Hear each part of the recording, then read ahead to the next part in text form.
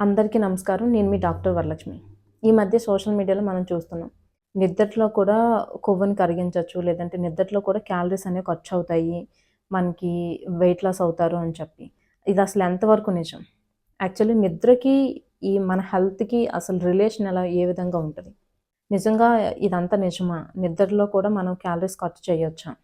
ఏంటంటే నిద్ర మనకి ఫిజికల్ యాక్టివిటీ లెవెల్ పాలని చెప్పి కొలుస్తారనమాట. ఇందులో మినిమమ్ క్యాలరీస్ మనకి నిద్రలో కూడా ఖర్చవుతాయి. కాకపోతే ఏంటంటే వీటిని ఎలా మన వెయిట్ లాస్‌కి ఉపయోగించుకోవాలి. వెయిట్ లాస్‌లో ఫుడ్ ఎంత ఇంపార్టెంటో అంతకన్నా స్లీప్ కూడా చాలా ఇంపార్టెంట్ అనమాట. ఏంటి మనం స్లీప్ రెగ్యులర్ ప్యాటర్న్ అంటే నైట్ 9 నుంచి మార్నింగ్ 4:00 ఈ టైమ్ ఫ్రేమ్‌లో ఏంటంటే ఒక సౌండ్ స్లీప్ ప్రశాంతమైన నిద్ర ఉంటే హెల్తీగా ఉంటాము, బరువు పెరగము, ఇంకా క్యాలరీస్ కూడా నిజంగానే ఖర్చవుతాయి నిద్రలో కూడా. ఎలా అంటే ఎవరైనా ఒక పర్టిక్యులర్ పర్సన్ ఎవరైనా ఫిజికల్ యాక్టివిటీ డే టైంలో బాగా అలిసిపోయేలాగా పనిచేసినా, లేదంటే అలసిపోయేలా ఎక్సర్సైజెస్ చేసి బాగా యాక్టివ్‌గా ఉన్న వాళ్ళలో ఏమవుతదంటే మజిల్స్ మీద, బాడీ మీద ప్రెషర్ పడతది. వాళ్ళలో సౌండ్ స్లీప్ వస్తదనమాట. ఇంకా గాఢ నిద్రపోతారు వాళ్ళు. బాగా ప్రశాంతమైన నిద్ర ఉంటది వాళ్ళలో.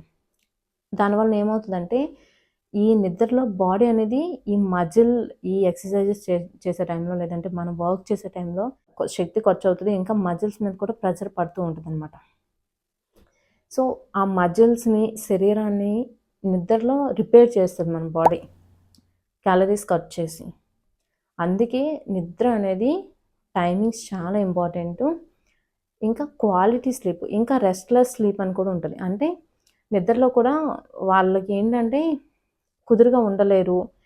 ఎక్కువ నిద్రపోదాం అనుకుంటారు. కాకపోతే ఏంటంటే సౌండ్ స్లీప్ అనేది ఉండదు. అటు దొర్లడం, ఇటు దొర్లడం, లేవటం, నడవటం, లేదంటే మైండ్ యాక్టివ్‌గా ఉండటం, ఆలోచనలు ఇవన్నీ ఉంటాయన్నమాట. సో, దీనివలన ఈ రెస్ట్‌లెస్ స్లీప్ వలన ఏమవుతదంటే వెయిట్ గెయిన్ అవుతారు చెప్పాలంటే. అది హెల్త్‌కి కూడా మంచిది కాదు. సో, మనకి నిద్రలో క్యాలరీస్ ఖర్చవ్వాలి అంటే సౌండ్ స్లీప్, ప్రశాంతమైన నిద్ర ఉండేలా చూసుకోవాలి.